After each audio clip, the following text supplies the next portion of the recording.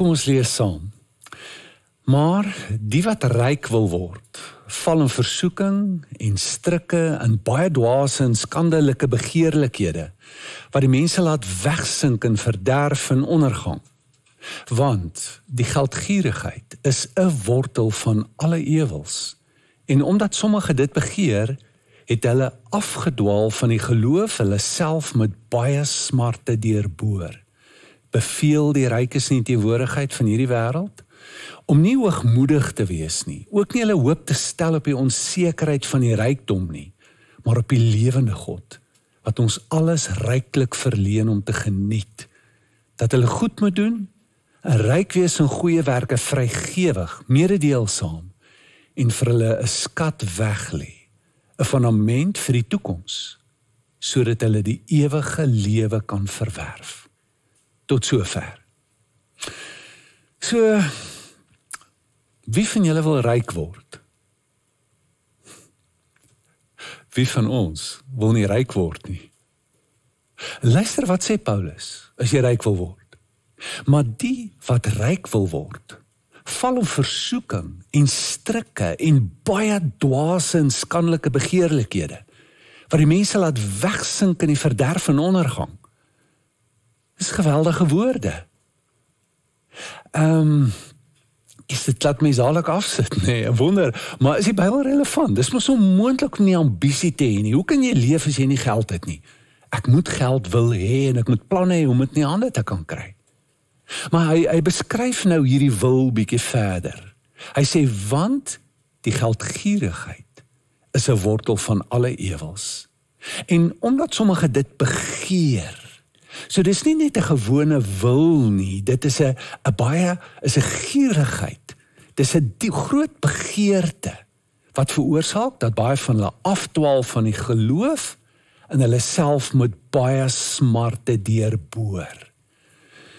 So hy sê dit het 'n groot effek op ons lewe as ons geldgierig word, en dis seker een van die tekste in die Bybel wat die mees verkeerdelik aangehaal word, né? Waar ons sê geld is die wortel van alle ewels. Nee, geldgierigheid is 'n wortel van alle ewigheid. Die gierigheid. Dis wanneer daai wil groei en groter word. Dit 'n diep begeerte word, amper 'n obsessie word. 'n kompulsiewe, obsessiewe ding binne in jou word. In die middeleeue het hulle gepraat van ongeordende gehegthede. So dit is dus iets wat jy moet hê, maar wanneer dit te sterk word, en dit kry 'n plek in jou lewe wat dit nie moet hê nie, is die oorsaak van baie probleme in ons lewe. En daarom is dit belangrik dat ons daaroor moet praat. As ons nie daaroor praat nie, dan verdeel ons lewe. Dan is daar 'n aspek van ons lewe, dikwels geld en seks, wat niks te doen het met ons spiritualiteit nie, ons verhouding met die Here nie. Ek wil niks daarvan hoor nie, dit is my departement van die lewe. Maar ons word uitgenooi om te sê, nee, dit moet God te doen, dit het met jou verhouding met God te doen. En dis die oorsaak van soveel probleme. As ons kyk na huwelike, is geld die nommer 1 twispunt in die verhouding. Daar's niks waaroor paartjies meer stry oor geld nie. So, dit is baie, baie belangrik dat ons daarna sal kyk. Maar dit is nie al waaroor dit gaan nie. Daar is ook baie goeie nuus. En die goeie nuus is dat daar genot in lê in geld. En die goeie nuus is dat ons vir ons 'n skat kan weglê. Die goeie nuus is dat ons die ewige lewe daardeur kan beerwe. So, daar's 'n ligte kant en 'n donker kant, en albei van hierdie aspekte is belangrik. Albei. In die Hebreë kerk lyk dit asof ons daar stroming is wat klem lê eensaidig. Byvoorbeeld op die donker kant. En dan lê ons dikwels 'n eed van armoede af. En ons sê, ek wil niks besit nie. Ek wil nie met geld te doen hê nie. Ek wil so 'n lewe hê. Dis ek vrywaar my dan van alle probleme. Aan die ander kant kry ons die voorspoedsteologie. Dit is die idee dat God eintlik 'n manier word waarop ek ryk kan word. Jy weet, en Paulus praat in vers 5 van hulle wat meen dat die godsaligheid winsgewend is. En hy waarsku ons teen dit. Dit wat ek het is eintlik 'n teken van God se seën. En ek wil dit hê, en dis 'n moeilike ding om met hierdie twee pole te leef, met hierdie paradoks. En Paulus noem ons uit in hierdie gedeelte, hy gee dit vir ons albei. En die disippels het gestry daarmee. In Matteus 19 kom daar 'n ryk jong man na Jesus toe en hy sê vir hom, gaan verkoop alles as jy die ewigheid wil beerwe. En hy sê, maar ek kan nie, ek het te veel. En Jesus sê, dis makliker vir iemand om deur die naald van 'n oog te gaan vir 'n kameel, as wat dit is vir 'n ryk man om in die koninkryk in te gaan. En die disippels se reaksie is, maar dan kan niemand dit maak nie. Niemand kan nie, nou is ons deur mekaar. En dis wat dit met ons kan doen. Maar dit is belangrik om met hierdie spanning te leef en nie te vinnig dit op te los en uit te sorteer nie, want dit is nie so maklik nie. Kom ons kyk na die donker kant. Wat sê Paulus vir ons? Daar's twee groot dinge wat die donker kant in jou doen. Dit maak jou in die eerste plek blind vir God. Hy sê vir hulle, moenie julle hoop stel op rykdom nie, maar op die lewende God. Dit beteken dat geld die plek van God in jou lewe kan aanneem. Jy stel jou hoop nou op geld in plaas van God. En dit is iets wat baie onbewus in ons kan plaasvind. In ons denke, in ons gevoel, in ons begeertes, in ons verbeelding, sien ons verwesenliking in geld. Ek sal gelukkig wees, ek sal vrede hê, ek sal sekuriteit hê, ek sal bekend wees, ek sal geag word, ek sal alles, eintlik dinge wat God vir ons sê, hy sal vir ons doen. Nou kyk ons na geld. Dit is hoekom Jesus sê dat geld kan mammon wees. Dis die Arameese geldgod. Dat hy kan die plek neem van God, jy kan jou hoop op dit stel en jy kan dink, jy kan daardeur die lewe kry. Daarom is geld nie neutraal nie. Baie mense dink dit is. Geld is 'n mag. En Paulus sê, jy kan in 'n struik val as jy so begin te dink. En ek dink nou aan die wyse Salomo wat praat, en hy sê, like a bird drifting into a snare, not knowing it will cost him his life. En die een parafrase sê, not knowing his flying days are over. Dis wat met jou gebeur.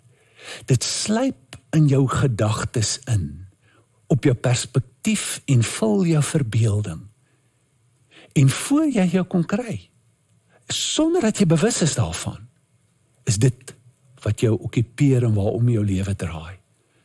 Het is my interessant, in my hele lewe, in die bediening 40 jaar nou, het ek al belydenisse gehoor van alle soorte verslaafdhede. Nou in die spiritualiteit praat ons van ongeordende gehegthede, in die sielkundige verslaafdhede. En alles, jy weet, aan my werk, aan pornografie, aan my sport, aan kontrole, aan beheer, nog nooit aan geld nie. Dis interessant, terwyl dit tog sekerlik moontlik kan wees. Dis iets wat net die Heilige Gees in jou moet wys. Maar jy kan ook 'n blindheid ontwikkel vir wie jy is. Paulus sê, waarsku hulle dat hulle nie hoogmoedig moet word nie, omdat hulle geld het. En die message sê, full of themselves, vol van hulle self. Wanneer jy begin meer dink van jouself as wat jy behoort te dink, Romeine 12:3. Dis wanneer jy kyk na dit wat jy het en sê, ek het 'n geheim vir sukses. En gewoonlik is dit harde werk. Ek het dit gedoen. En eintlik kan enigiemand dit doen, as hulle bereid is om te doen wat ek doen. Is iets bietjie om die groot prentjie te vergeet? Dit is om nie te besef dat nie die feit dat jy bestaan, en waar jy gebore is, en wie jou ouers is, en wat jou fisiologiese samestelling is, hoe jy lyk, wat jou velkleur is, hoe jy dink, die briljantheid van jou brein, alles wat jy het, is van God af.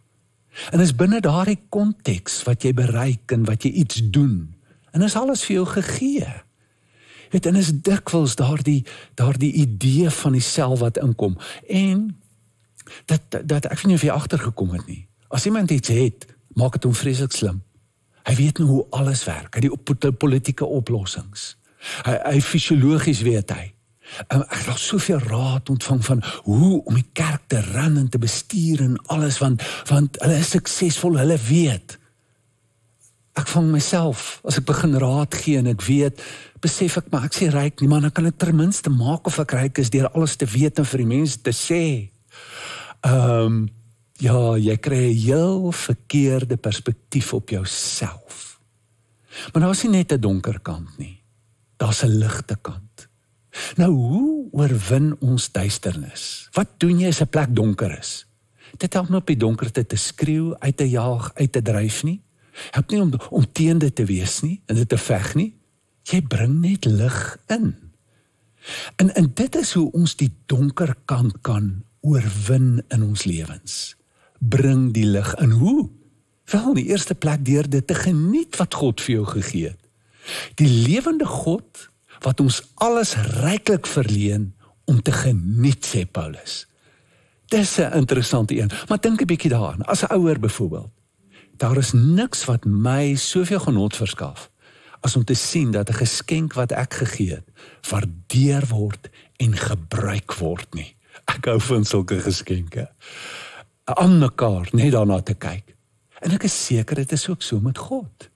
Hy het ons hierdie lewe gegee, hy gee vir ons hierdie kwaliteit lewe, hy gee vir ons die geld, en dit stel ons bloot aan soveel fasette van die lewe, kan ons dit geniet. Ek sien, hoeveel soveel mense wat baie het, dit nie kan geniet nie. Dikwels voel hulle skuldig daaroor. Ander is weer bekommerd. Is dit 'n goeie belegging hierdie vakansiehuis van my?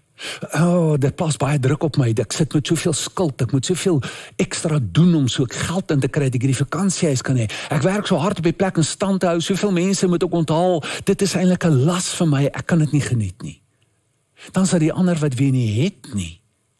En hulle sê vir hulle self, as ek so 'n plek gehad het, ek kan nie verstaan hoekom kan daai mense dit nie geniet nie. Sou ek dit kon geniet, maar ek het niks om te geniet nie. En die geheim van die lewe is om eintlik vergenoeg te raak met wat jy het. En genot te kan vind in dit wat jy het. Ek het gaan tee drink een keer.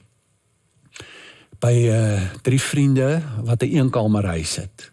Toe ek al kom, is daar nie gevra, wat wil jy drink nie? Daar's gesê, ons gaan nou tee drink. Hulle het spesiale koppies uitgehaal. Dit afgevee, blink gevryf.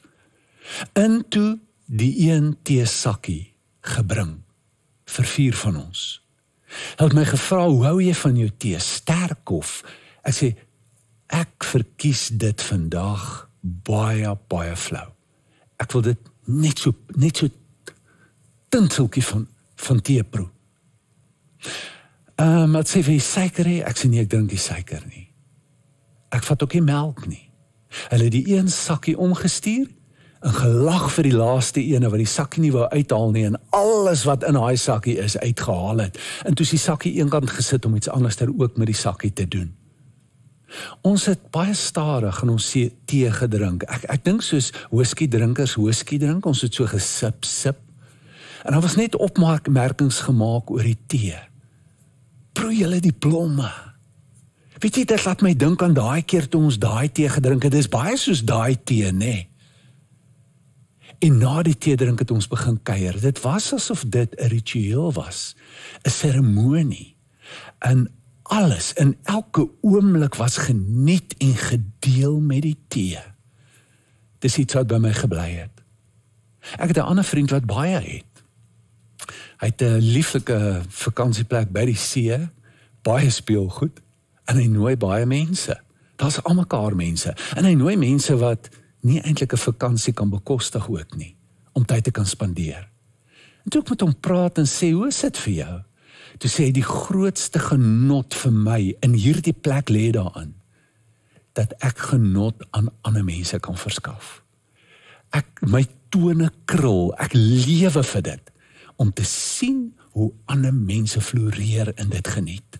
En daarom doen ek dit. Mededeelsaam. Die tweede groot ding wat Paulus sê ons moet doen, ons moet vrygewig wees. Wees ryk in goeie werke, vrygewig sê hy vir hulle. Hy sê dit baie interessant vir mense wat in baie moeilike omstandighede is, wat nie baie het nie.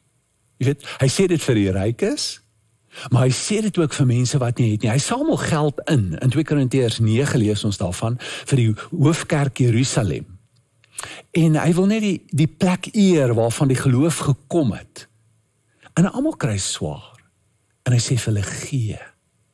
Dis 'n beginsel wat ons in die Ou Testament ook kry, dat die tiende wat uit die eerste vrugte uit moet kom. Voordat jy weet wat jou totale opbrengs gaan wees, gee uit dit wat jy kry. En jy kan dit net doen. En dis die hele Bybel vol. As jy 'n besef het, 'n oortuiging het, 'n bewussyn het, dat alles wat jy het, kom van God af. Dis aan jou gegee, dis 'n geskenk. En hy vra vir jou dat jy 'n kanaal word, deur wie dit kan vloei, ook na ander toe. Dis nie net vir jouself nie. Dis ook vir sy werk en vir die behoeftes wat ander mense het, al het jy hoeveel. En daarom sê die wet vir ons byvoorbeeld, en jy moet nie in jou hart dink en sê, my krag en die sterkte van my hand het vir my hierdie rykdom verwerwe nie, maar dink aan die Here jou God, dat dit hy is wat jou die krag gee om die rykdom te verwerwe. Paulus sê vir hulle, God het in julle alles geskenk om te geniet, en wees nou vrygewig. 'n Bewussyn van die gawe stel jou in staat om dit te kan laat gaan en te kan gee. In tye van skaarste, in 'n resessie, is dit nog meer belangrik. Want jy gee nie as jy die hele oes in het en jy het iets oor nie.